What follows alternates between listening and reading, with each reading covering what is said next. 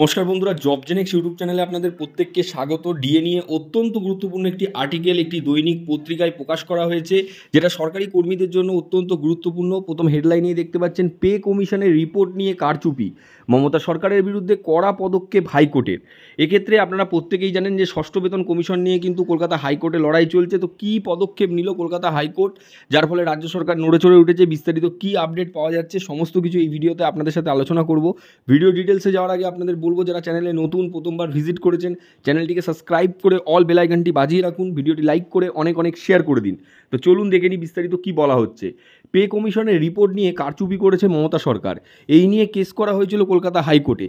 একাধিকবার ষষ্ঠ বেতন কমিশনের রিপোর্ট চাওয়া হয়েছিল দেবপ্রসাদ হালদারের তরফ থেকে। আরটিআই করার পরও কোনো পরিষ্কার উত্তর পাওয়া যায়নি, বরং চ্যালেঞ্জ ছুড়ে দেওয়া হয় যে আপনি চাইলে হাইকোর্টে কেস করতে পারেন। সেই অনুযায়ী হাইকোর্টে কেস করা হয় দেবপ্রসাদ হালদারের তরফ থেকে। সেই মামলার শুনানি করতে গিয়ে কলকাতা হাইকোর্টের বিচারপতি চমকপ্রদক আচরণ। তিনি বলেন, রাজ্য সরকারের এত কী সাহস যে ষষ্ঠ বেতনের কমিশনের পুরো রিপোর্ট প্রকাশ করছে না। কি আছে ষষ্ঠ বেতন কমিশনে, যেটা কারচুপি করার চেষ্টা করছে মমতা সরকার।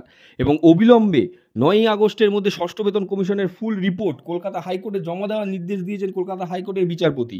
তিনি আরও জানান, রাজ্য সরকারের এরকম কারচুপি করলে সরকারি চাকরি প্রার্থীরা বা সরকারি চাকরি যারা করছেন তাদের ক্ষেত্রে চাকরি করা অসম্ভব হয়ে দাঁড়াবে। এদিকে কলকাতা হাইকোর্ট সমেত সুপ্রিম কোর্টে ডিএ মামলা গড়িয়েছে। ডিএ মামলা উঠতে চলেছে 15ই জুলাই।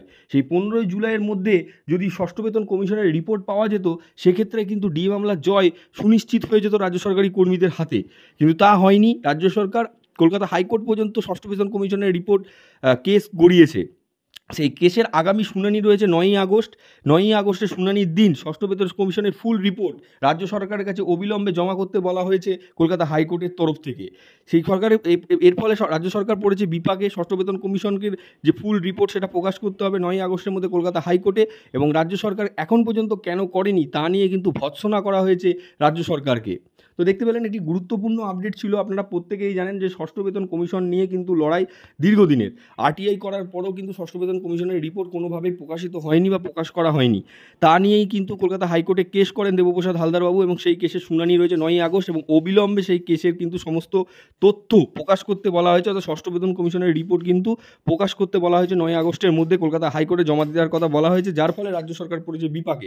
অন্যদিকে 15ই জুলাই ডিএ মামলার শুনানি রয়েছে। সেই শুনানিতে কি হয় এখন প্রত্যেকে সেদিকে লক্ষ্য। অবশ্যই কোনো আপডেট উঠে আসলে আপনাদের সাথে শেয়ার করে দেবো।